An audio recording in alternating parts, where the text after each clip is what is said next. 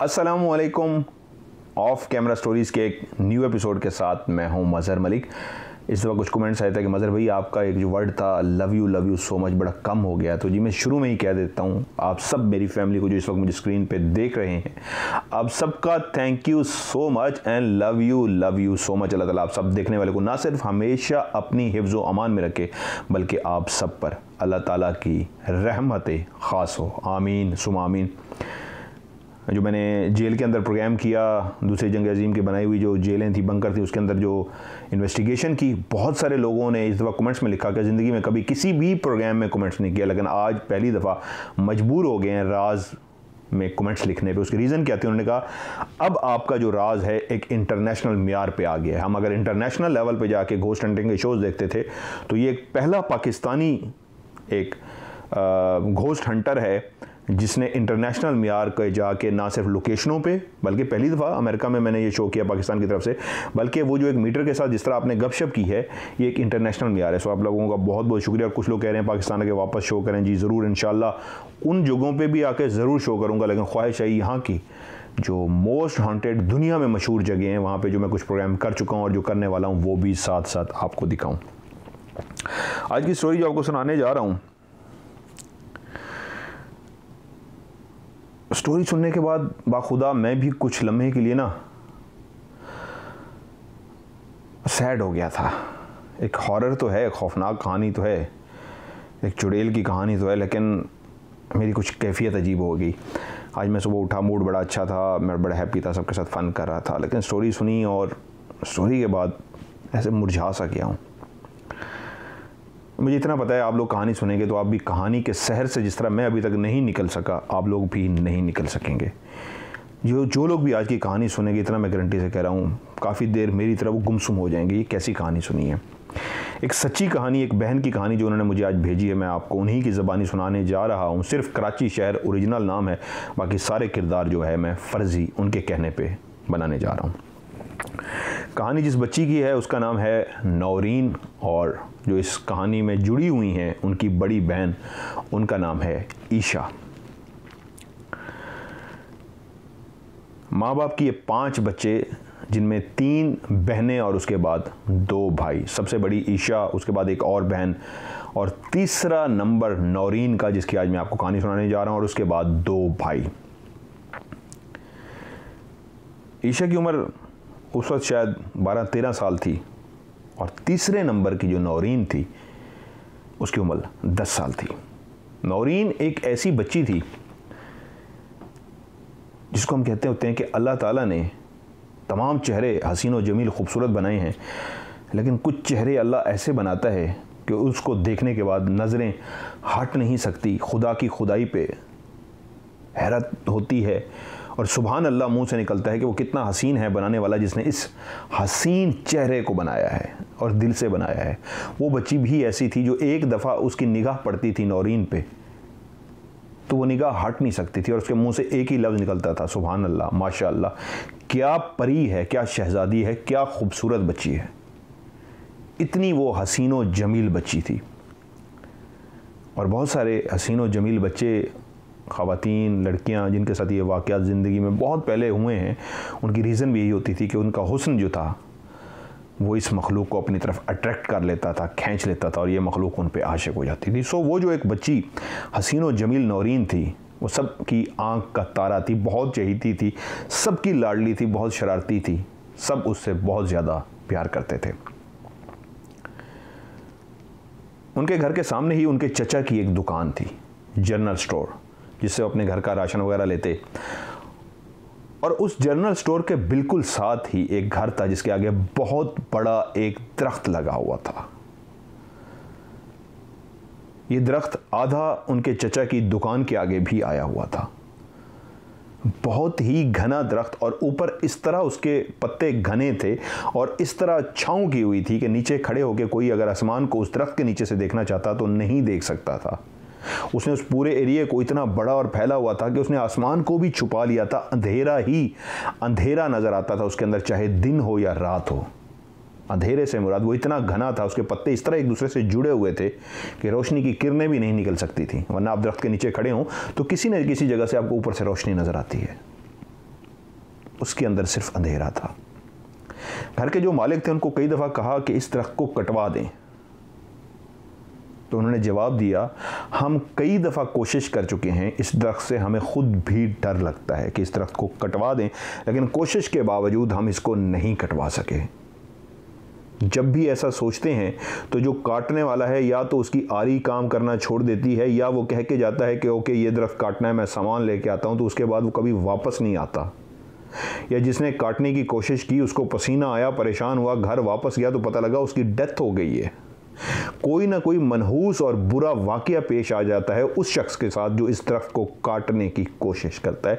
अब ये हाल है कि कोई भी इस दरख्त को काटने को तैयार नहीं। फैल चुकी है, बात मशहूर हो चुकी है कि ये दरख्त नहीं, कोई मनहूस दरख्त है जिसको काटना मौत को दावत देना, तो इसलिए इसको हम काट नहीं पा रहे। वक्त गुजरता रहा,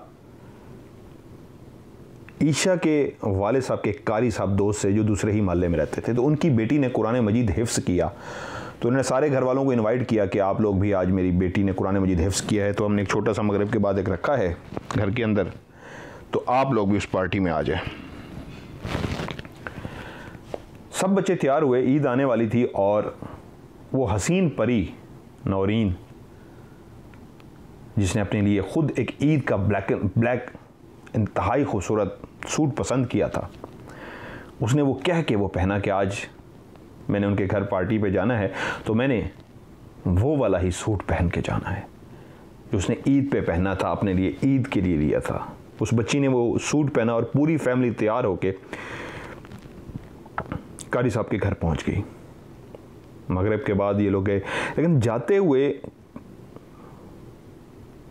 उसकी बड़ी बहन ईशा ने हल्का सा महसूस तो किया कि नौरीन कुछ सेकंड के लिए उस दरख्त के नीचे खड़ी हुई, ऊपर देखा, फिर नीचे देखा और चल पड़ी। ये एक ऐसा वाकया था जो ईशा ने देख तो लिया था बड़ी सिस्टर ने, लेकिन उसमें कुछ अनहोनी नहीं थी। बहन रुकी 1-2 सेकंड के लिए, ऊपर देखा और चल पड़ी, तो उसने भी इस वाकये को इग्नोर कर दिया। बच्चे गए, सारा वहाँ पे एंजॉय करते रहे, खाया पिया और मुबारकबाद दी, और रात को अपने घर वापस आ गए। और अगले दिन से ज़िंदगी फिर मामूल पे शुरू हो गई। लेकिन वो बच्ची जो चंद सेकंड के लिए दरख्त की तरफ जिसने देखा था और चल पड़ी थी, वो कुछ उलझ गई थी, उसके अंदर कोई तब्दीली आ गई थी, लेकिन उसकी तब्दीली अभी तक किसी ने महसूस नहीं की थी। यहाँ तक कि कोई 20, 22, 25 दिन हो गए कि वो तब्दीली बढ़ते बढ़ते यहाँ तक पहुँच गई कि उसकी जो गर्दन थी वो एक साइड पे ऐसे वो कर लेती थी, यानी गर्दन का झुकाव जो था टेढ़ा कर लेती थी, लेफ़्ट साइड की तरफ कर लेती थी। जब ये सिलसिला मुसलसल वो इस तरह करने लगी तो माँ समझी शायद बेटी शरारत कर रही है, क्योंकि उससे पहले कभी ऐसा नहीं हुआ था, शरारती बच्ची थी। तो एक दिन माँ ने गौर से देखा तो बेटी का सर हर वक्त झुका सा रहने लगा है लेफ़्ट साइड पे। माँ ने उसको समझा बच्ची है, शरारत कर रही है, या वैसे ही इस तरह कर रही है। लेकिन कुछ दिनों के बाद नौरीन अपने कमरे में बैठी थी कि माँ ने देखा उसके दांत आपस में इस तरह जुड़ चुके हैं जैसे किसी एल्फी से उनको जोड़ दिया गया हो। रोने की आवाज़ सुन के माँ जब अंदर पहुंची तो देखा उसके दांत आपस में सख्ती से जुड़े हुए हैं। माँ दूर से ही समझ गई कि दांतों में कोई मसला है, जिस तरह उसने मुंह खोला हुआ था। और माँ ने जाके जब देखा, अंदाज़ा हुआ इसके दांत जुड़े हुए हैं। माँ ने दांत खोलने की बहुत कोशिश की लेकिन कामयाब ना हुई। काफ़ी देर की कोशिशों के बाद उसके दांत खोलने में कामयाब हुई, लेकिन माँ को झटका लग चुका था कि ये क्या हुआ है, मेरी बेटी के दांत इस तरह क्यों जुड़े हैं। अब माँ की निगाह अपनी शहजादी, अपनी परी, उस छोटी सी बच्ची नौरीन की तरफ मुसलसल थी। माँ उसको हर वक्त नोट कर रही थी क्या हो रहा है मेरी बेटी के साथ, क्योंकि नौरीन ने आहिस्ता आहिस्ता खाना पीना छोड़ दिया था। अब उसको भूख नहीं लगती थी और हर एक दिन के बाद अब उसके दांत आपस में जुड़ने लगे थे। माँ थी परेशान हुई, बेटी को लेके मोहल्ले की डॉक्टर के पास पहुंची और उसको जाके चेकअप करवाया, सारी सूरत हाल बताई। भूख ख़त्म हो गई और ये कंडीशन हो रही है। तो डॉक्टर ने कुछ मेडिसिन दी और कहा बच्चे अमूमन इस तरह होता है कि नहीं खाते उनकी भूख ख़त्म हो जाती है, ये टैबलेट दें ठीक हो जाएगी। बाकायदगी से दवाइयाँ खाने के बावजूद जब वो ठीक ना हुई और वो डॉक्टर के पास लेके गए तो डॉक्टर ने अच्छी तरीके मुआयना करने के बाद कहा मामला कुछ और है, ये डॉक्टर का केस नहीं है, इसको किसी अल्लाह वाले के पास लेके जाओ, मसला कुछ और है। माँ थी, परेशान हुई, नौरीन को लेके कारी साहब के घर पहुंच गए। कारी साहब ने बच्ची पे पढ़ाई की और साथ ही बोले, डॉक्टर ने ठीक कहा है, नौरीन पे हवाई मखलूक का साया हो गया है, इसके साथ कोई हवाई मखलूक है। लेकिन परेशान होने की ज़रूरत नहीं है, मैं कुछ आपको तावीज़ लिख के देता हूँ। ये तावीज़ आपने इसको पानी में घोल के पिलाने है, और कुछ तावीज़ आपको ऐसे देता हूँ जिनको जलाकर उसका जो धुआं है उसकी धुनी देनी है इसकी नाक के अंदर। माँ तावीज़ लेके बच्ची को लेके घर तो आ गई, लेकिन जो चीज़ नौरीन के अंदर थी वो शदीद गुस्से में आ चुकी थी। जो छुपा रही थी अपने आप को, जिसने अपना आप जाहिर अभी तक नहीं किया था, अब वो खुल के इस तरह सामने आई कि घर पहुंचते ही पहला काम जो नौरीन ने किया, अपना सर जाकर दीवार से टकराना शुरू कर दिया। माँ ने मुश्किलों से अपनी बेटी को बचाया, दीवार से साइड पे किया तो पता लगा अब वो अपने बाल नोच रही है। और बाल नोचते हुए जब नौरीन बोली तो जो भी नौरीन के अंदर थी अब वो बोल रही थी, और इस तरह गुर्रा रही थी कि वो 10 साल की बच्ची इस तरह गुर्रा नहीं सकती, जो अंदर वाली थी वो गुर्रा रही थी। तो माँ समझ गई कि तावीज़ पिलाने और उसके पास, कारी साहब के पास जो हम लेके गए हैं, उस चीज़ को गुस्सा आ गया और वो अपना आप अब जाहिर कर रही है। बस फिर क्या था, अब मुसलसल नौरीन अपने जब भी मौका मिलता चीज़ें उठा के पटक देती, तोड़ देती, बाल नोचती, अपने किसी के भी सर दीवार में मारती, और माँ से एक ही बात कहती, माँ मुझे वो तकलीफ़ दे रहा है, माँ जो चीज़ भी है मुझे खा रही है, माँ जो चीज़ भी है मुझे मार रही है, माँ मैं तकलीफ़ में हूँ। माँ पूछती क्या तकलीफ़ है, वो बच्ची ये ना बताती, जितना कहती माँ मैं तकलीफ़ में हूँ, माँ वो मुझे चीज़ बहुत तंग कर रही है। माँ के लिए यकीनन एक बहुत तकलीफ़ देह अमल था ये। नौरीन मुसलसल अब इस तरह तकलीफ़ में आ गई थी कि उसके हाथ पांव भी मुड़ने लगे थे, और वो जो चीज़ थी क्या उसके साथ कर रही थी कि वो कहती माँ वो मेरा खून पी रही है, माँ वो मेरा दिल खा रही है, माँ वो मुझे मार रही है, माँ वो मुझे सोने नहीं देती, माँ वो मुझे मार देगी, माँ मुझे बचा लो। ये जुमले एक माँ के लिए बहुत तकलीफ़ दे जुमले होते हैं, और माँ उसके ऊपर कुरान मजीद पढ़ के फूंकती भी सही और अल्लाह की तरफ देखती कि या अल्लाह मेरी बच्ची को इस मुसीबत से निजात दिला, या अल्लाह मैं किस इम्तिहान में आ गई हूँ, मेरी बच्ची किस इम्तिहान में, या अल्लाह मेरी इस बच्ची को इस इम्तिहान से निजात दिला। लेकिन दिन ब दिन वो चीज़ शदीद तकलीफ़ दे रही थी, नौरीन को तड़पा रही थी।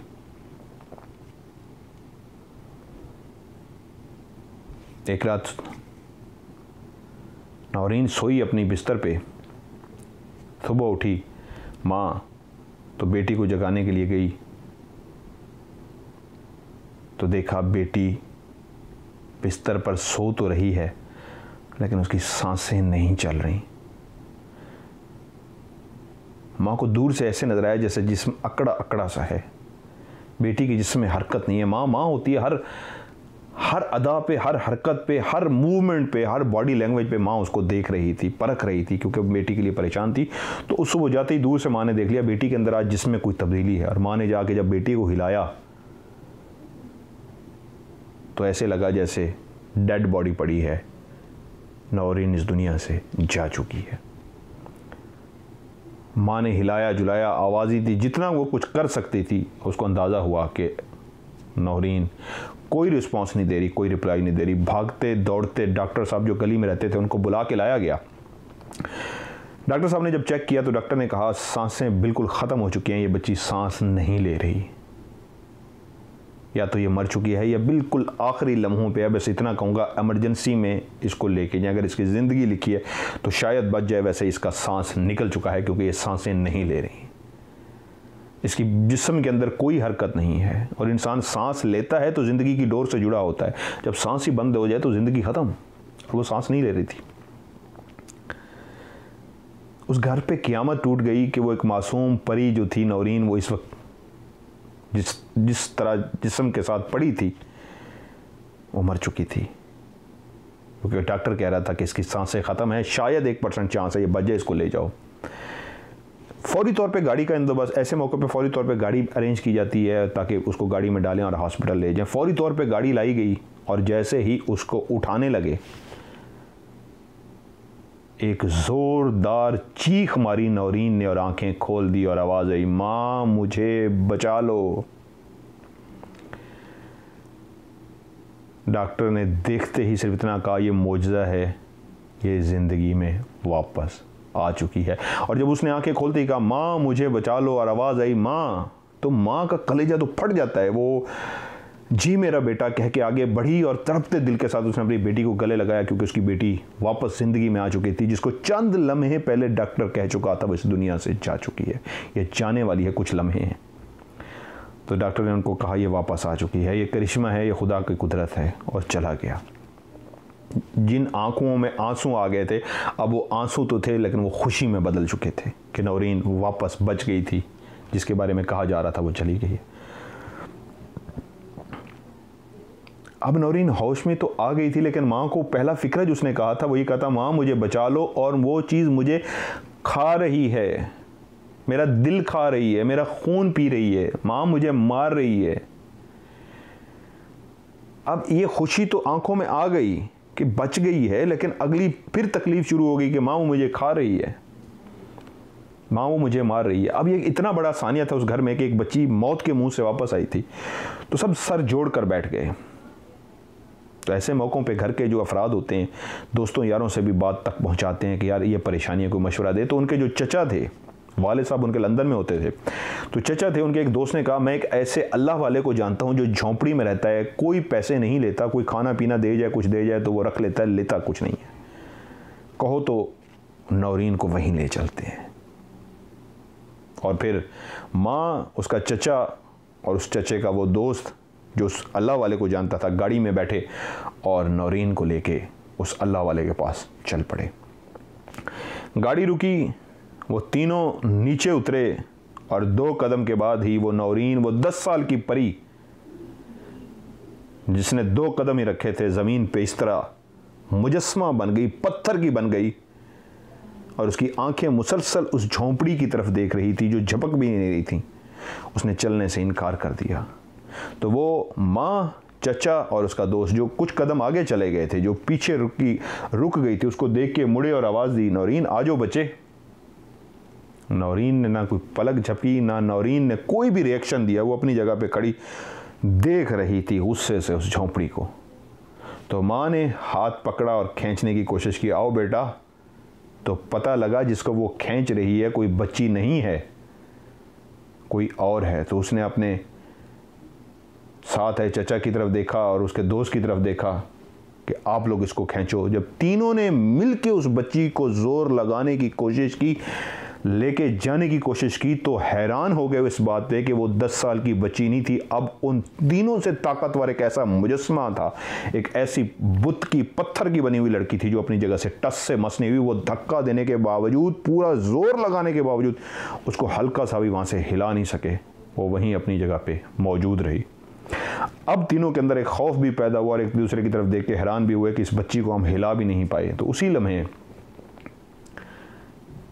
सामने झोंपड़ी का पर्दा हटा, झुकी हुई कमर, सफ़ेद दाढ़ी, सर पे टोपी और हाथ में तस्बीह पकड़े एक बुजुर्ग सा, ज़ईफ़ उम्र का, बड़ी उम्र का बुजुर्ग बाहर आया। वो तीनों कुछ उसको कहना ही चाहते थे कि वो समझ चुका था इस बात को, और शायद अंदर से ही उसको एहसास हो गया था कि लड़की वहाँ पे रुक गई है। तो वो सीधा उसी बच्ची के पास आया और आते ही उसने नौरीन के सर पे हाथ रखा। जैसे ही उसने नौरीन के सर पे यूं हाथ रखा, नौरीन उसी लम्हे बेहोश हुई और ज़मीन पर गिर पड़ी। तो उसने कहा, बच्ची को उठाएं और मेरे साथ अंदर ले आएं। तो वो तीनों बच्ची को लेके अंदर जाने लगे। तो उसने आवाज़ दी माँ को कि आप यहीं पे रुक जाएं, आप औरत हैं तो आप बाहर ही रहें, इनके ये 2 फैमिली मेम्बर साथ हैं, ये लोग वहीं अंदर रहेंगे, आप खातून, मैं कोशिश करता हूँ ख़वातीन के सामने नहीं आता। तो माँ ने कहा, नहीं मैं पर्दा कर लूँगी, बेटी को नहीं छोड़ सकती, मैं ज़रूर जाऊँगी। तो तो उसने कहा उसने बार बार मना किया कि आप ना चलें अंदर, लेकिन माँ होती है, वो भी बजिद रही। आखिर वो हार मान गया और कहा ठीक है आप अंदर आ जाएं। अंदर दाखिल होते ही मट्टी की ज़मीन के ऊपर एक छोटी सी पतली सी मैली सी चादर बिछाई हुई थी। उसने इशारा किया बच्ची को यहाँ पे लिटा दें। नौरीन को जैसे ही ज़मीन पे लिटाया गया तो उसने आंखें बंद की और कुछ पढ़ना शुरू कर दिया। पढ़ते पढ़ते उसने एक अंडा उठाया जो कच्चा अंडा था, ऐसी टोकरी सी रखी थी जिसके अंदर अंडे से रखे हुए थे। उसने अंडा उठाया और उठा के जिस तरह सदके के लिए मुर्गी अंडे को घुमाया जाता है, इसी तरह 7 दफ़ा उसने उसके सर के ऊपर उसको घुमाया और घुमाते हुए सर से पाँव तक लेके आया। और जब उसने 7 दफ़ा उस अंडे को सर से पाँव तक घुमा लिया तो साथ ही उसने आंखें खोली। एक मोमबत्ती रखी हुई थी, उसने मोमबत्ती जलाई और उसके फ्रेम के ऊपर एक प्लेट रख दी। नीचे मोमबत्ती जल रही है, एक स्टैंड सा बना हुआ, उसके ऊपर एक प्लेट रखी हुई है, उसके ऊपर वो अंडा रख दिया। अब उसने एक सादा कागज़ उठाया और कुछ पढ़ना शुरू कर दिया और उस प्लेट के साइडों से जो धुआं निकल के ऊपर आ रहा था मोमबत्ती का, उसके ऊपर उसने काफ़ी फासले पे उस कागज़ को पकड़ लिया और कुछ पढ़ता रहा। वो बाबा, बेहोश नौरीन के अलावा वो तीनों लोग जो बैठे देख रहे थे, क्या देखते हैं कि उस सादा कागज़ के ऊपर कुछ खुद ब खुद तस्वीर सी बनती जा रही है, जैसे कच्ची पेंसिल से कोई हम बनाते हैं स्केच सा, ऐसा खुद ब खुद एक कुछ है जो उसके ऊपर बनता जा रहा है। जब वो कागज़ पे कुछ कंप्लीट हो गया तो उसने दोबारा से उस अंडे को उठाया और उठा के दोबारा से पढ़ते हुए नौरीन के ऊपर उसी तरह 7 दफ़ा घुमाया। और अब की बार घुमा के उसने जैसे ही अभी अंडे को ज़मीन पे ऐसे रखा ही था कि अंडा धमाके से टूट गया। बाकायदा जैसे कोई धमाके से फटता है ऐसे अंडा फट सा गया। उसने दोबारा से आंखें बंद कर ली और इस तरह सर हिलाना शुरू कर दिया जैसे वो कह रहा हो नहीं नहीं नहीं। और काफ़ी देर वो इस तरह सर हिलाता रहा और नहीं वाले अंदाज में। और जब उसने आंखें खोली तो उसने वो कागज़ उठा के उनके आगे कर दिया तो उन तीनों ने देखा उस कागज़ के ऊपर एक खौफनाक सा जानवर की सी शक्ल बनी हुई थी। कुत्ते से मिलती जुलती थी लेकिन कुत्ता नहीं था, क्योंकि वो बहुत ही कोई खौफनाक जानवर नुमा सी चीज़ थी जो उसके ऊपर बनी हुई थी। अब उस पीर ने कहा मुझे पता लग गया है कौन है क्या है, मैं आपको कुछ पिलाने के लिए तावीज़ लिख के देता हूँ, आप इसको ये तावीज़ पिलाइए और ये तावीज़ हैं, इसको जला के इसकी धुनी है, धुनी भी दीजिए और अल्लाह ताला से दुआ कीजिए, इंशाल्लाह ये बेहतर हो जाएगी, आप इसको लेके जाएं। तो माँ ने पूछा ये बेहोश है, कब तक मेरी बेटी होश में आएगी? तो एकदम उसने माँ की तरफ देख के कहा, उसने कहा ये घर जाके होश में आएगी, क्योंकि अगर यहीं पे या रास्ते में इसको होश आ गया फिर मैं नहीं बचूँगा, इसलिए मेरे हक़ में बेहतर यही है, मैं और यही दुआ करता हूँ इसको घर ही जाके होश आए। यहाँ इसको होश आने का मतलब है फिर मैं उसी लम्हे जैसे ही आंखें खोलेगी मर जाऊँगा। माँ ने पूछा क्या होश में आ जाएगी? उसने कहा हाँ, घर में ये पहुँचते ही होश में आ जाएगी। उन्होंने बेहोश नौरीन को उठाया, लेके गए, गाड़ी में रखा तो पीछे से बुज़ुर्ग ने नौरीन के चचा को आवाज़ दी। तो उसने कहा आप लोग गाड़ी में बैठिए, मैं उनकी बात सुन के आता हूँ क्या कह रहे हैं। वो गए तो वो बुज़ुर्ग बोले माँ होती है, उसको बताऊँगा, वो बर्दाश्त नहीं करेगी, नहीं कर सकेगी, दिल फट जाएगा उसका, इसलिए तुम्हें बुला के इसलिए बता रहा हूँ तुम इस बात को बर्दाश्त कर सकोगे, क्योंकि माँ बर्दाश्त नहीं कर सकती। पूछा बताइए? कहा जिसको लेके आए हो ये नौरीन नहीं है, तुम्हारी नौरीन तो कब की मर चुकी है, ये नौरीन का ढांचा है जो तुम आज मेरे पास लेके आए हो। जो इसके अंदर है वो इतनी खौफनाक है, जिस दिन इस मासूम सी कमज़ोर सी बच्ची के अंदर वो घुसी थी उसी दिन ही तुम लोगों की नौरीन मर गई थी। अब ये जो ढांचा नौरीन की शक्ल में बोलता हुआ तुम्हें नज़र आता है, ये वही है जो उसके अंदर है, तुम्हारी नौरीन नहीं है, तुम्हारी नौरीन मर चुकी है। तो चचा को सुन के गुस्सा आ गया और वो गुस्से में बोला ये आप क्या कह रहे हैं, ये कैसी बातें कर रहे हैं, हम तो आपके लिए इलाज के लिए आ रहे हैं और इलाज के लिए आए थे और आप हमें इस तरह की बातों से डरा रहे हैं। उसने कहा इलाज मैं अभी चाहूँ तो इसके अंदर वो जो चीज़ है इसको निकाल दूँ, अभी चाहूँ, लेकिन जैसे ही निकालूँगा नौरीन मुर्दा हो जाएगी। इसलिए बेहतर यही है कि मैं उसको इसलिए नहीं निकाल रहा कि अभी ज़िंदा तो है ना, माँ के सामने तो है ना, और एक उम्मीद भी है कि ऊपर वाली ज़ात करम कर सकती है, इसलिए तावीज़ दिए हैं पीने के लिए, पिलाने के लिए और जलाने के लिए, कि उस उम्मीद पे अल्लाह ताला से मदद मांगते हो, मुसलसल कोशिश करते रहोगे, वापसी हो सकती है। लेकिन निकाल लूँ तो 1% भी चांस नहीं है कि नौरीन बच सकेगी। नौरीन उसी लम्हे मर जाएगी।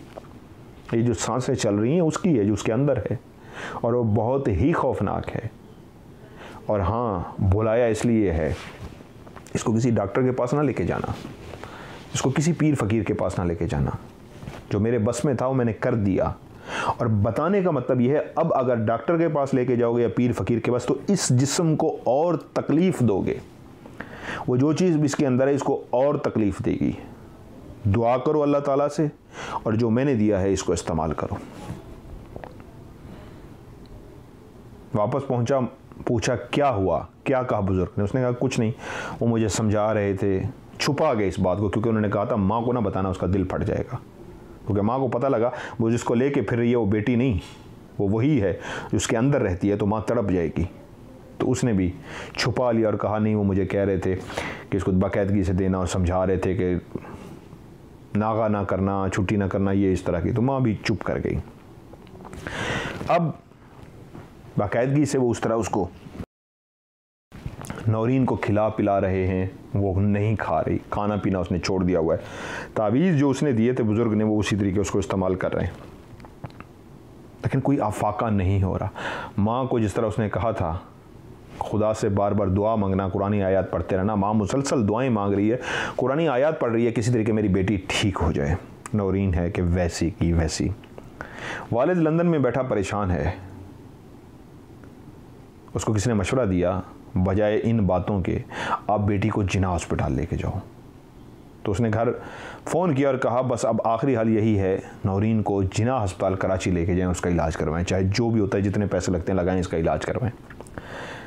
अब चचा जिसको वो बुज़ुर्ग वो अल्लाह वाला मैसेज दे चुका था, सामने खड़ा हो गया कि नहीं, इसको किसी इलाज की ज़रूरत नहीं है, ये जो इलाज चल रहा है इसका काफ़ी है, हम इसका मज़ीद कोई नहीं इलाज करवाएंगे। क्योंकि वो सिर्फ जानता था उस राज को कि इलाज इसके लिए तकलीफ़ दे है, और वो बता भी नहीं सकता था।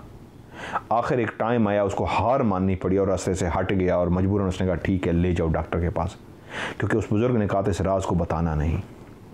वही हुआ, नौरीन जिना अस्पताल पहुंच गई। वो नौरीन जो बात बात में माँ को कह रही है, माँ वो मेरा खून पीती है, मेरा दिल खा रही है, माँ वो मुझे मारती है, मुझे सोने नहीं देती, माँ मुझे वो तकलीफ़ देती है, माँ मैं मर जाऊंगी। वो जिना अस्पताल पहुंच गई। 2 दिन तो डॉक्टरों ने इमरजेंसी में उसकी इस तरह ट्रीटमेंट की कि ये टेस्ट करा, वो टेस्ट करा, ये टेस्ट करा, इस तरह के कोई ना कोई हम इंशाल्लाह इस बीमारी तक पहुंच जाएंगे, इसको हल कर लेंगे। लेकिन आहिस्ता आहिस्ता जितने भी टेस्ट होते गए, सब कुछ डॉक्टरों की मर्ज़ी के मुताबिक होता गया, लेकिन डॉक्टर कोई रिज़ल्ट देने में नाकाम रहे, समझने से नाकाम रहे कि नौरीन किस तकलीफ़ में है, किस बीमारी के। क्योंकि वो उसको अस्पताल ले गए थे, तो वो जो अंदर थी अब अपनी, जिस तरह उस फ़कीर ने कहा था, उसको और तकलीफ़ देना उसने शुरू कर दिया था। अब वो मासूम सी परी, वो फूल सी लड़की, वो फूल की कली अब तड़पती थी ज़्यादा पहले से। तकलीफ़ उसकी और बढ़ गई थी, और ऊपर टेस्टों के लिए उसका खून तो एक बेचारी का बचा ही नहीं था, कमज़ोर सी वो लड़की, और खून इंजेक्शन लगा लगा के खून निकाल निकाल निकाल निकाल निकाल निकाल इधर इधर, यहाँ तक कि उसके बाजुओं से खून निकलना ख़त्म हो गया, जगह ही नहीं बची कहीं पे सुई लगा सके। मजबूरन उसके पाँव से उन्होंने खून निकालना शुरू कर दिया। अब तब्दीली क्या आई? तब्दीली ये आई कि नौरीन जो रोती थी, तड़पती थी, अब उसने उछलना शुरू कर दिया। वो अपने बिस्तर पे लेटे लेटे ऐसे छलांग लगती, जैसे बहुत सारी मूवीज़ के अंदर भी आपने देखा होगा कि बिस्तर पे लेटे लेटे इंसान, मर्द हो या औरत, ऐसे उड़ता है और उड़ के वापस बिस्तर पे गिरता है। अब अस्पताल में आंखें सब ये देख रही थी कि एक बच्ची है और वो अपने बिस्तर से ऊपर यूँ उछलती है और वापस बिस्तर पे गिर जाती है। तो डॉक्टरों ने इसको नाम दिया कि ये एक मिर्गी की बीमारी है, ये एक बीमारी है, कुछ नहीं परेशान ना हुआ। उसका हाल ये निकाला, उसके पाँव और हाथ बांध दिए गए। अब वो उछलने की कोशिश करती तो उसके हाथ और पाँव बांधे होते थे। डॉक्टर उसको एक बीमारी मिर्गी का ही कह रहे थे। लेकिन वो शदीद तकलीफ़ में थी। 2 महीने तक उसका मुसलसल अस्पताल में इलाज होता रहा, हर तरह के टेस्ट, यहाँ तक कि उसके बाजुओं और टांगों में इंजेक्शन सुरिंजे लग लग के जगह ही नहीं बची कि कहीं मजीद कोई सुरिंज लग सके। फ़र्क पड़ा था तो ये था कि वो जो पहले चीखती चिल्लाती थी अब वो छलांगे मारनी शुरू हो गई थी और एक बात कहती थी, मुझे घर ले जाओ, मुझे घर ले जाओ। माँ हर वक्त उसके पास बैठती थी। वो माँ जिसका वो लख्ते जिगर थी, 2 महीने जो उसने अस्पताल में गुजारे, माँ एक लम्हे को भी ना सो सकी। दिन रात माँ उसके पास बैठी रही, आंखें झपकाए बगैर, नींद लिए बगैर। वो अपनी बेटी को तकलीफ़ में नहीं देख सकती थी, अपनी परी को, अपनी शहजादी को।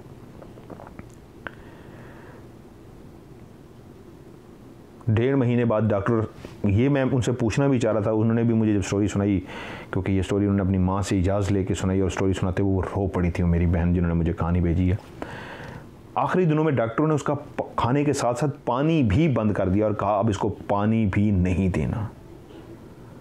शायद डॉक्टरों का अपना कोई ट्रीटमेंट का तरीका होगा, लिक्विड देते होंगे, ड्रिप्स लगती होती हैं, शायद उसके ज़रिए पानी होता होगा, लेकिन वो माँ से कहती थी मुझे पानी पिलाओ। डॉक्टर माँ को मना करते थे, नहीं इसको पानी नहीं देना। माँ कैसे डॉक्टर की मर्ज़ी के बगैर कर सकती है? तो वो माँ की आंखों में आंखें डाल के कहती, माँ जिस खुदा को मानती हो उस खुदा का वास्ता है, मुझे पानी दो। और रोती हुई माँ की आंखें, तड़पती हुई माँ की आंखें डॉक्टर की तरफ देखती कि इसको पानी की बूंद पिला दूँ। तो डॉक्टर मना कर देते, नहीं इसको पानी नहीं देना। और वो चीखती और चिल्लाती और कहती, माँ तुम्हें खुदा का वास्ता है, मुझे पानी पिला दो। 2 महीनों के बाद डॉक्टर ने ये कह दिया, नहीं हम इसका इलाज नहीं कर सकते, नहीं हमें इसकी बीमारी समझ नहीं आई, नहीं आप इसको अपने घर ले जाएं या किसी और डॉक्टर के पास ले जाएं, किसी और हॉस्पिटल ले जाएं, हम इसका इलाज नहीं कर सकते। वो बच्ची जिस दिन अपने घर पहुंची तो उस दिन बहुत खुश थी इस बात पे कि मैं अपने घर आ गई हूँ, माँ मुझे पानी पिलाओ। माँ ने जाते ही उसको पानी पिलाया। वो बहुत खुश थी, सबसे बातें कर रही थी। एक दिन उसका सुकून से गुजरा, जिस दिन अस्पताल से आई थी वो दिन उसका खुशी में गुजरा, किसी तकलीफ़ में नहीं थी। लेकिन अगला दिन फिर वही तकलीफ़, फिर वही टेंशन जो पहले से उसको मिलती थी मिलनी शुरू होगी। माँ मैं मर रही हूँ, मेरा कलेजा खा रही है, माँ वो मेरा दिल खा रही है, माँ मेरा खून पी गई है। माँ रोती थी और हर वो कोशिश करती थी जिससे वो बेहतर बेटी के इस तकलीफ़ को कम कर सके। जब नौरीन वापस घर आई, अब वो कभी कभी जब नॉर्मल होती, तकलीफ़ में नहीं होती, तो कुछ ऐसी बातें करना शुरू हो गई जिससे घर वाले हैरान हो गए। शुरू में 1-2 दफ़ा तो नोटिस नहीं लिया गया, लेकिन बाद में जब बात पे गौर किया गया तो सब चौंक गए, क्योंकि वो आने वाले वक्त के बारे में बता रही थी जो सब कुछ वैसा का वैसा हो रहा था।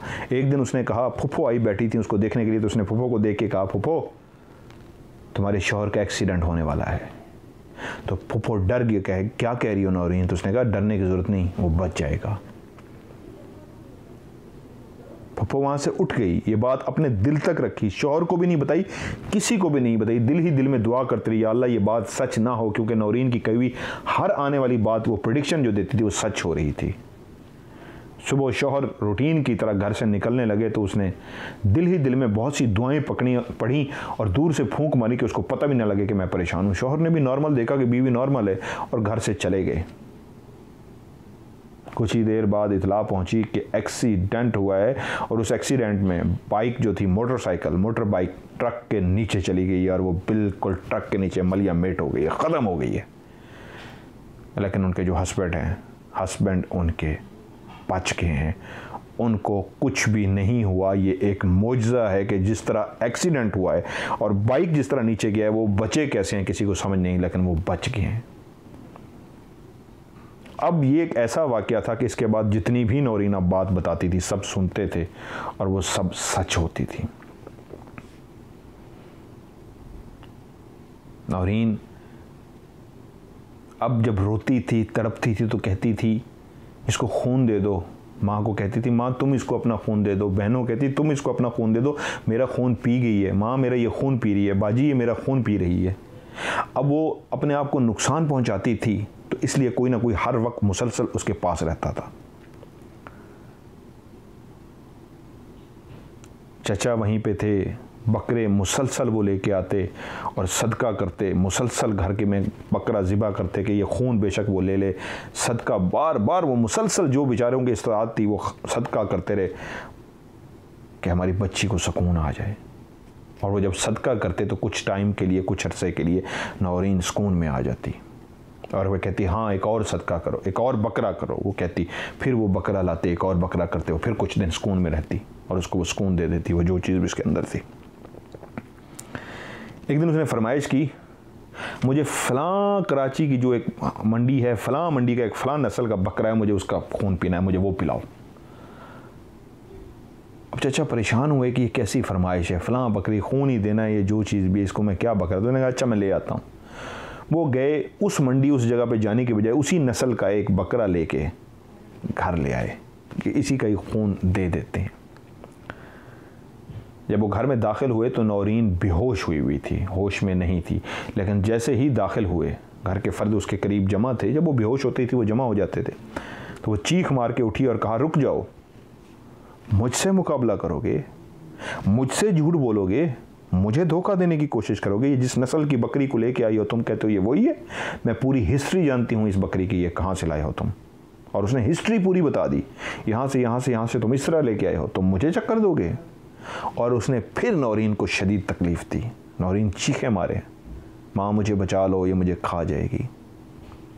अब जब नौरीन बाद दफ़ा चीखें मारती थी, बोलती थी, तो उसके अंदर कोई और बोलता था। जिस दिन वो उसको उस अल्लाह वाले फ़कीर की झोंपड़ी के पास भी लेके गए थे और उसको आगे ले जाने की कोशिश कर रहे थे, तो उस वक्त पहली दफ़ा जो नौरीन बोली थी और उसने कहा था मैंने नहीं जाना इसके पास, तो उस वक्त माँ ने भी सुना था कि नौरीन नहीं बोल रही, ये कोई और है फीमेल औरत ही है जो इसके अंदर से बोल रही है, ये नौरीन की आवाज़ नहीं, किसी और औरत की आवाज़ है। उस दिन पहली दफ़ा माँ ने किसी और औरत की आवाज़ नौरीन के जिस्म से सुनी थी, जब वो उसको उस अल्लाह वाले के पास उसकी झोंपड़ी में लेके जाना चाहते थे। उसके बाद मुसलसल जब वो तकलीफ़ में होती थी या कोई उसके अंदर बोलता था, तो वो एक औरत बोलती थी बहुत ही भयानक आवाज़ के साथ। और मामू मजबूरन उसके लिए वही दोबारा बकरी लेके आए जो उसने जिस जगह से कही थी और ला के वहाँ पे ज़िबा की। वो घर बहुत परेशान हो चुका था, अस्पताल में भी उनका बहुत बड़ा बजट, बहुत बड़ा पैसा लग चुका था, डॉक्टरों की फरमाइशें, यहाँ तक कि उन्होंने कहा कि आखिरी मूवमेंट पे डॉक्टरों ने कहा इसको लेके जाएं। जब घर लेके जाने लगे तो फिर डॉक्टरों ने रोक दिया, अच्छा चलो रुकें, मज़ीद टेस्ट रहते हैं। तो मज़ीद कुछ दिन टेस्ट करवाए और मज़ीद उनके पैसे लगे। उन्होंने कहा हमने पैसा नहीं देखा, हमने जो हो सका हमने किया, लेकिन नौरीन को आराम ना आया। उसकी बड़ी बहन ईशा एक दिन उसके पास बैठी हुई थी। नौरीन होश में थी, आंखें खुली हुई थी उसकी। उसने उसके सर पे हाथ रखा। ईशा जिन्होंने मुझे कहानी भेजी है, आज वो मैरिड हैं, शादीशुदा हैं, उनके 2 बच्चे हैं। वो कहती है मज़हर भाई मैंने उनके सर पे हाथ रखा बहन के, और मैंने उससे पूछा कि जब मैंने कहा ना, जब वो कहानी सुना रही थी तो कई दफ़ा वो बहन रो पड़ी और सुनते हुए मैं भी एक अजीब सा हो गया। तो उसने उसके सर पे हाथ रखा और अपनी बहन से पूछा तुम ठीक हो जाओगी, परेशान ना हो, तुम उदास ना हो, तुम बहुत जल्दी ठीक हो जाओगी, जैसे एक बहन प्यार में बहन को कहती है। तो उसने मासूमियत से उसका हाथ पकड़ा और उसका हाथ पकड़ के यूँ देखना शुरू कर दिया और हाथ देखते हुए कहती है बाजी तुम ना लंदन चली जाओगी। तो ईशा ने कहा मैं कैसे जा सकती हूँ, मैं तो नहीं जा सकती, मैं कहाँ से जाऊँगी, ये तुम क्या कह रही हो। उसने कहा हाँ बाजी मैं बता रही हूँ, तुम लंदन जाओगी। उसने कहा अच्छा मैं लंदन जाऊँगी, क्योंकि उसके वहमो गुमान में भी नहीं था ईशा के कि मैं लंदन जाऊँगी। उन्होंने कहा मैं कैसे जाऊँगी, अच्छा और कौन जाएगा। उसने कहा अम्मी भी जाएंगी, और सबके नाम गिनवाने शुरू कर दिए। तो ईशा ने पूछा उसके सर पे हाथ रखेगा और मेरी नौरीन। तो उसने कहा बाजी मैं नहीं होंगी। ये एक ऐसा जुमला था, सुन के वो छोटी बच्ची जो उससे 2 साल ही बड़ी थी चीख मार के खड़ी होगी और आवाज़ दी अम्मी अम्मी, क्योंकि वो इस जुमले को नहीं सुन सकती थी जो उसकी बहन ने कहा था कि मैं उस टाइम नहीं होंगी। जो वो कहना चाह रही थी इसका मतलब था कि मैं मर चुकी होंगी। उसने मासूमियत से जुमला बोला मैं नहीं होंगी, और आवाज़ दी अम्मी अम्मी। तो उसने जो हाथ उसके हाथ में था उसको दोबारा ज़रा खींचा और कहा बाजी मुझसे डर रही हो, बाजी मुझसे डर लगता है। तो उसने मुड़ के उसको देखा और कहा नहीं मुझे तुमसे डर नहीं लगता। तो कहती है बैठो बाजी, तो मैं आज एक राज बताती हूँ, बहुत बड़ा राज, बैठो मेरे पास। बहन थी, जितना खौफ था, जितना था, जिस घर में एक बहन रहती है, कैसे एक बहन हट सकती है, तो वो डरते डरते उसके पास बैठ गई। नौरीन बोली बाजी तुम्हें पता है मैं कौन हूं? तो एकदम परेशान हो गई। उसने उसको बगैर कोई जवाब दिए देखने शुरू कर दिया कि जैसे वो कह रही हो हाँ बताओ कौन हो। उसने कहा बाजी, जब तुम लोग कारी साहब के घर में उसकी बेटी ने कुरान हिफ्ज किया था और जा रहे थे, तो तुम्हारी ये जो बहन है, आज पहली दफ़ा कोई कह रहा था तुम्हारी ये जो बहन है नौरीन, इसने ब्लैक कलर का सूट पहना था और ये परी लग रही थी, और ये उस दरख्त के नीचे से गुजरी थी जो तुम्हारी चचा की दुकान के सामने है। मैं उस दरख्त पे रहती हूँ, आज भी उस दरख्त पे रहती हूँ। जब ये वहाँ से नीचे गुजरी थी तो ये कुछ सेकंड के लिए इसने ऊपर मुड़ के देखा था। वही लम्हा था जब मुझे पसंद आ गई थी, क्योंकि ये परी लग रही थी। ये मुझे इतनी अच्छी लगी कि मैं इसके अंदर आ गई, और उस दिन से लेके आज तक मैं इसके अंदर हूँ। उसी दिन ही मैं इसके अंदर आई थी और अब ये मेरी हो गई है। तो बहन थी, मासूम थी, उसने कहा मैं तो मेरी बहन को छोड़ नहीं सकती। तो उसने पहले कहका सा लगाया और गुस्से में कहा छोड़ दूं इसको, छोड़ दूं? तुम्हारी बहन तो कब की मर चुकी है, ये तो ढांचा है जिसको मैं लेके फिर रही हूँ। नौरीन तो कब की मर गई। जब मैं जिस दिन मैं इसके अंदर आई थी तो बहुत नाजुक सी थी, कमज़ोर सी थी। जब मैं इसके अंदर घुसी थी ये तो उसी लम्हे मर गई थी। ये तो मैं हूँ जो इसको लेके फिर रही हूँ। मैं अभी छोड़ दूँ इसको, ये अभी मर जाएगी। तुम्हारी बहन कब की मर चुकी है, ये मैं हूं जो इसके अंदर हूं। और उसने हंसना शुरू कर दिया। ये कैसा मंजर होगा, एक मासूम बच्ची सुन रही है बैठी, जो 2 साल बड़ी है उस बच्ची से, 12-13 साल की, और वो कह रही है कि ये मैं हूं उसके अंदर, नौरीन तो मर चुकी है। और आवाज़ नौरीन की नहीं है, किसी और की है, जिसको वो बच्ची भी पहचानती है। ये मेरी बहन नहीं बोल रही, कोई और बोल रही है।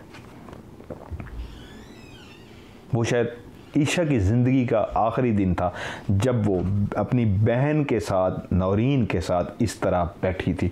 उसके बाद उसके अंदर इतना एक खौफ आ चुका था ये सुन के उस राज को, जो राज उसने उसके कानों में डाला था कि ये नौरीन नहीं, ये मैं हूँ। नौरीन तो कब की मर चुकी है, ये मैं बोलती हूँ, ये मैं इसको लेके फिरती हूँ। और उस बच्ची ने ये बात अपनी माँ को तो बता दी थी, लेकिन अपना उसका जो खौफ था वो इतना इसके अंदर भर गया था। अब वो बहन के करीब नहीं जाती थी, वो दूर से देखती थी तो यही सोचती थी कि वह नौरीन नहीं लेटी हुई, नौरीन तो मर चुकी है, ये कोई और है। माँ खुदा पे भरोसा करके कुरान मजीद जितना पढ़ सकती थी उतना पढ़ती रही। जो उस फ़कीर बाबा ने तावीज़ दिए थे पिलाने के लिए, जलाने के लिए, वो सब कुछ भी करती रही। जो कहीं से जो कुछ मिलता पढ़ने के लिए कुरान मजीद का, जो कोई जो मशवरा देता, माँ वो सब करती रही। लेकिन नौरीन एक ही फ़िक्र कहती थी, माँ मैं बहुत तकलीफ़ में हूँ, माँ मुझे जहर दे दो, माँ मेरा गला दबा दो, माँ मुझे मार दो, माँ वो मेरा दिल खा रही है, मेरा खून पी रही है, माँ तुम अपना खून दो ना इसको, मेरा खून ख़त्म हो गया है। माँ मुझे ये बहुत तकलीफ़ देती है, मैं रात को माँ सो नहीं सकती, माँ मैं रोती रहती हूँ, माँ मैं तकलीफ़ में हूँ। तो मेरी माँ हो ना, तो मुझे मार दो, मुझे सुकून आ जाएगा। तुम चाहती हो ना मुझे सुकून आ जाए, मुझे मार दो माँ, मेरा गला दबा दो, मुझे जहर दे दो। ये जुमले एक माँ कैसे सुनती थी वो माँ ही जानती है। मैं आज उस माँ को सलाम पेश करता हूँ जिसने ये सब कुछ अपनी आंखों से देखा और सुना है। मुझे ये भी पता है आज ये कहानी सुन के खुदा की कसम वो तकलीफ में आ गई होंगी। मैं ईश्वर से कहूँगा शायद माँ को ये कहानी ना सुनाए। वो माँ फिर भी अपनी बेटी की खिदमत करने में, उसको तकलीफ से बचाने के लिए मुसलसल जो कर सकती थी करती रही। ईशा एक दिन सुबह उठी, वो और उसकी बहन स्कूल जाने के लिए तैयार हुई। उसका दिल घबरा रहा था, दिल पे बोझ सा था, घुटा घुटा सा था। माँ कहती है माँ मेरा दिल बहुत घुटा सा है, माँ पता नहीं मुझे आज क्यों अजीब सी घुटन सी महसूस हो रही है, मेरा दिल जकड़ा हुआ है। माँ ने कहा बेटा तुम्हारा आज कंप्यूटर का पेपर है और फाइनल पेपर है, तुमने जाना ही जाना है। मैंने तुम्हें मना कर देती, मुझे पता है तुम बेहतर फील नहीं करी, लेकिन जाओ ज़रूर क्योंकि आज पेपर है तुम्हारा। उसने कहा माँ मेरा जाने को दिल नहीं कर रहा। वो पढ़ाई में लायक बच्ची थी ईशा, इस तरह नहीं थी, माँ को भी पता था कि स्कूल से भागने वाली नहीं थी, उसका आज पेपर उतर रहे थे फाइनल, लेकिन वो बच्ची कह रही थी माँ मेरा जाने को दिल नहीं कर रहा, मेरा दिल घुटा है आज, अजीब सी कुछ दिल में है। लेकिन माँ कह रही है मैं समझ सकती हूँ, मैं तुम्हारी छुट्टी करा देती, लेकिन तुम्हारा पेपर है बेटा, जाओ। ईशा और उसकी छोटी बहन स्कूल पहुँचे, एग्ज़ाम था, वो कह रहे हैं हमें शीट मिली और हम जैसे नाम वगैरह फिल करते, अगर नाम ही फिल कर रहे थे, अभी क्वेश्चन के लिए जो मिलता है शीट वो अभी नहीं आई थी, तो पीछे से टीचर आई, उसने कहा आपको प्रिंसिपल बुला रही है। दोनों बहनें वहाँ पहुँची तो देखा छोटी बहन भी वहाँ पे मौजूद है। तो टीचर ने कहा आपके घर से कॉल आई है, इमरजेंसी है, आपको घर जाना होगा। उसने कहा टीचर हमारा तो पेपर है, हम तो पेपर देने के लिए बैठे। उसने कहा बेटा मैं समझ सकती हूँ पेपर है आपका, लेकिन कोई मेरे ख्याल में इमरजेंसी है, आपको घर जाना चाहिए। टीचर ने नहीं बताया कि घर में कुछ हो चुका है। वो दोनों बहनें घर पहुंची तो देखती हैं घर में बहुत सारे लोग जमा हैं और सारे चीखो पुकार कर रहे हैं। माँ धाड़े मार के रो रही है और उसकी निगाह नौरीन पे पड़ी तो उसकी आंखें ऊपर की तरफ खुली हुई थीं, हाथ उसके मुड़े हुए थे और वो इस दुनिया से जा चुकी सी, इस फ़ानी दुनिया से जा चुकी थी, सबको जोड़ के छोड़ के जा चुकी थी, अपनी तकलीफ़ों से निजात पा चुकी थी। उसने माँ से पूछा माँ क्या हुआ? तो माँ ने बताया कि सुबह मैं आई हूँ तो इसको जगाया, ये सो रही थी, मैंने इसको जगाया और कहा नाश्ता खा लो। अब वो खाती तो थी नहीं, कभी कभी ज़बरदस्ती माँ खा लेती थी कि उसके दांत अब भी जुड़े रहते थे, ज़बरदस्ती माँ उसके दांत खोलती थी और ज़बरदस्ती कुछ डालती थी, वो जो चीज़ भी थी उसको खाने नहीं देती थी।